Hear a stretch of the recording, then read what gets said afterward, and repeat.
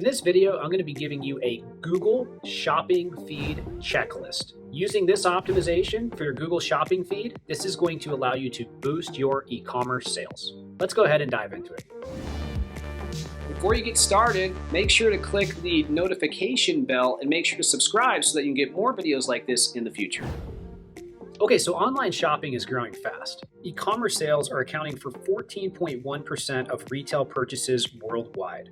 With this evolution comes the need for merchants to better equip themselves to the market, with their products and services being distributed across all the important areas online. So in this video, we're going to cover three things. One, what is a Google Shopping Feed? Two, how to set up a Google Shopping Feed.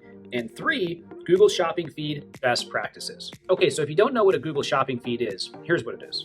Powered by Google Ads and Google Merchant Center, Google Shopping was initially an advertising campaign type which was available with Google Ads. But now, this pay-per-click platform allows users to search for, compare, and shop for products sold by online retailers. You can think of the Google Shopping Feed specifically as a type of spreadsheet that describes and organizes your product's catalog so that Google can more easily crawl and display your information in search results.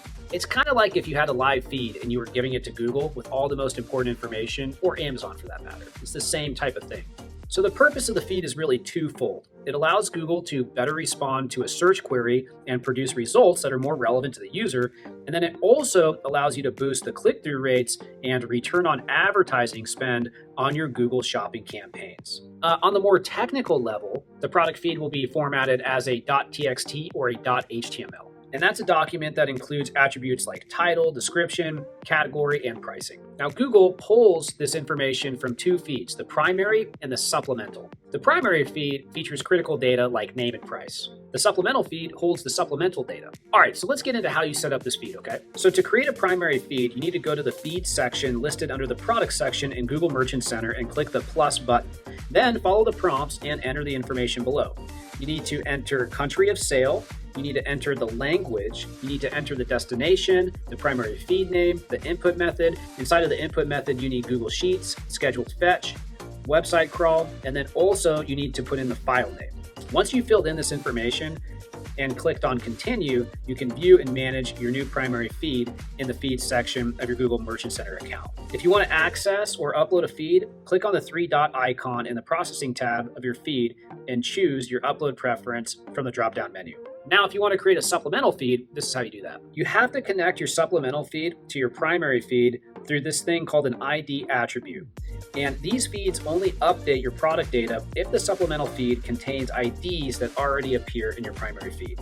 Some of the most common use cases for supplemental feeds are adding or overriding custom labels for campaign management, adding or overriding promotion ID for retailers, overriding titles, excluding specific titles, adding missing global trade, item numbers, GTINs is what they're called, adding local inventory product information for local inventory ads, adding or overriding country-specific attributes for a primary feed with multiple countries of sale. Okay, so now we're going to get into the setting up feed rules, and then we'll get into a couple best practices. So to create a new feed rule for your feed, you need to follow these steps. So first, sign into your Google Merchant account. From the page menu, click Products and then Feeds. Choose the feed you want to create the rules for. Click the Rules tab towards the top of the page. And then if you haven't created any feed rules for the attribute you want to edit, click the Create rule and pick the corresponding attributes from the drop-down menu. Okay, so we just went through a bunch of stuff. Let's go over a couple best practices real quick. First thing you're going to want to do is organize your content. This involves centralizing your product data and editing your product information according to Google specifications. You just want to fill out your feed as much as you can. Next thing is you need to obtain this GTIN. These are 12-digit numbers that uniquely identify trade items or services.